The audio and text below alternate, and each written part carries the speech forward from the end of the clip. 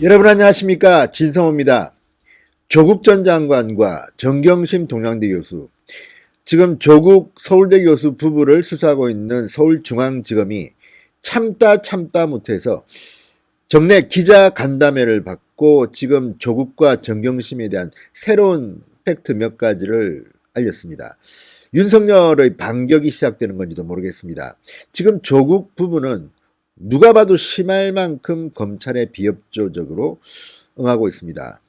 소환을 해도 가지도 않고, 또 조사받다가도 갑자기 아프다, 중단해달라. 그리고 조국 전 장관 아예 묵비권 행사합니다. 진술을 거부하고 있습니다. 여기에 대해서 검찰이 따끔한 말을 날렸습니다. 뭐라고 했을까요? 진성호의 융단 폭격 시작합니다. 조국 부부를 융단 폭격합니다.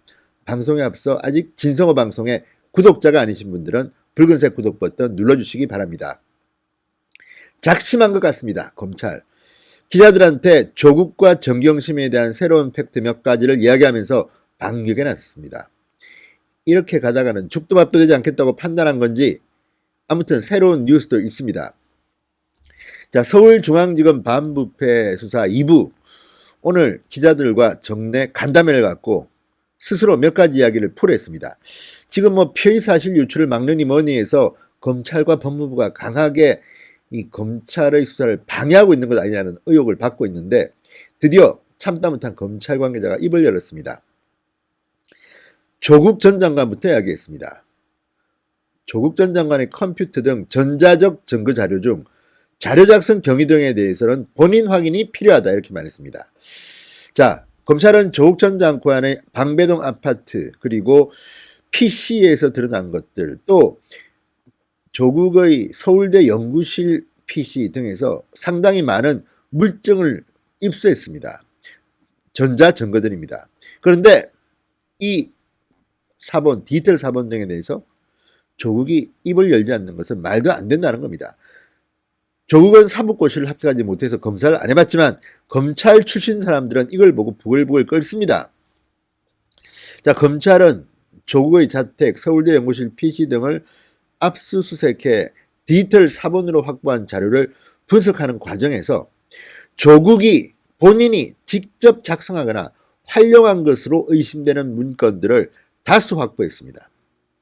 자, 검찰 관계자는 압수 자료에 대해서 조국 전 장관 본인이 답변하는 것이 자연스러워 보이는데도 진술 거부권을 행사하고 있는 부분이 있다, 이렇게 말했습니다. 이게 무슨 말이냐면요, 누가 봐도 조국이 가령 예를 들어서 자녀의 서울법대 공익인권법센터 허위 인턴 증명서 같은 것들을 작성했다면 또는 가지고 있었다면 문제가 되는데, 이것조차도 확실한 물증에 대해서도 입을 열지 않는다는 이야기입니다. 이렇게 되면 형량이 더 가중됩니다. 대법원은 이런 기준도 만들었다고 하는데도 이렇게 버티는 이유가 뭘까요? 자, 검찰은 지난 14일과 21일 조국 전 장관을 피의자 신분으로 불러 조사를 했습니다. 자, 처음에는 아예 묵비권을 행사했고, 두 번째는 다음에 답변하겠다, 나중에 답변하겠다, 이렇게 전술을 좀 바꿨다는데, 워낙 조국에 대한 일반인들의 비판을 의식한 것인지도 모르겠습니다. 어쨌든 개별 질문들에 대해서는 모두 답하지 않고 있다고 합니다. 그리고 나중에 검찰이 뭘 물어봤는지를 검찰 조서를 가지고 꼼꼼히 읽고 있다고 합니다. 아니, 자기가 답도 안 했으면서 그걸 왜 읽습니까? 읽는 이유가 다 있습니다. 법적으로 대응하기 위한 겁니다. 법무부 장관을 지낸 사람이 어떻게 이렇게 국민들 염장지르는 행동을 하는지 잘 모르겠습니다. 자, 검찰은 이 향후 추가 조사에 관해서 이렇게 말합니다. 추가 조사 횟수를 정확히 가늠하기는 어렵지만 개정 예고된 인권보호수사규칙 등을 고려해서 하루에 8시간 이상이 넘지 않게 조사하고 있다. 그래서 추가 조사가 더 필요하다. 지금 준비한 질문만 읽기에도 벅찰 겁니다. 조국이 답변도 하지 않는데 말입니다. 지금 피의자와 검찰 간의 이 일문일답은 거의 불가능한 것으로 보이고, 그냥 물증을 보여줘도 자연스럽게 말을 안 해야 되는데 안 한다는 겁니다. 자, 검찰은 또한 정경심 씨에 대해서 추가 조사할 방침입니다. 앞서 공소장에 담기지 않은 정경심 씨의 자녀 입시 비리 혐의에 대해서 추가로 뭔가를 밝혀냈다고 합니다. 이 이야기도 했습니다. 자, 검찰은 지금까지 조국의 딸 서울대 의학전문대학원 서류전형 합격, 부산대 의학전문대학원 진학, 이런 것들이 정경심씨의 소위 스펙 이용한 불법 혐의, 업무방해, 위계 공무집행 방해 등의 결과물로 보고 있습니다. 지난 11일 추가 기소했습니다. 혐의가 이제 15개쯤 됩니다. 다만 아직까지 아들의 연세대 일반대학원 입시 비리 등은 공소사실에는 포함되지 않았습니다. 그렇지만 이미 검찰은 연세대학교를 지금 수사하고 있습니다. 교수를 출소하고 있습니다.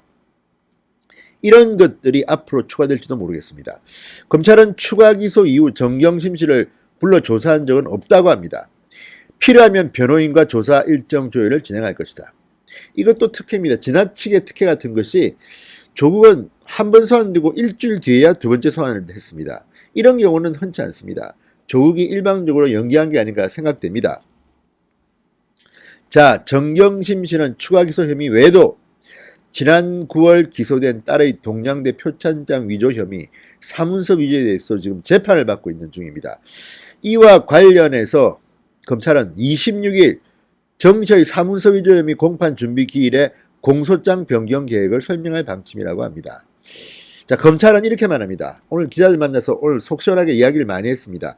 조국 전 장관과 가족, 사건 관련자 등이 진술 거부권을 행사하거나 소환에 불응해 수사 일정이 다소 지연되고 있다. 객관적 물증과 관련자 진술 등을 토대로 차질 없이 수사를 진행해 나가겠다.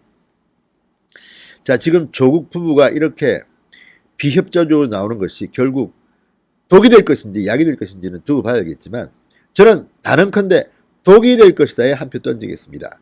자, 검찰도 인간입니다. 감정이 있는 동물입니다. 이런 식으로 답변 하지 않는다. 특히 오늘 서울중앙지검 관계자는 컴퓨터 등 전자적 증거 자료 중 자료 작성 경위 등에 대해서는 본인 확인이 필요한데 본인이 이걸 보고도 진술을 하지 않는다는 겁니다. 이런 피해자는 그렇게 흔치 않습니다. 아예 검찰을 무시하기로, 대한민국 법적 프로세스를 무시하기로 작정한 사람으로 보입니다. 이런 사람이 한때 법무부 장관을 했다는 사실이 창피합니다. 자, 서울중앙지검이 이례적으로 기자들 앞에 백브리핑을 했습니다. 윤석열 검찰의 반격이 만만치 않을 것으로 전망됩니다. 진성호의 융단 폭격이었습니다. 여러분 감사합니다.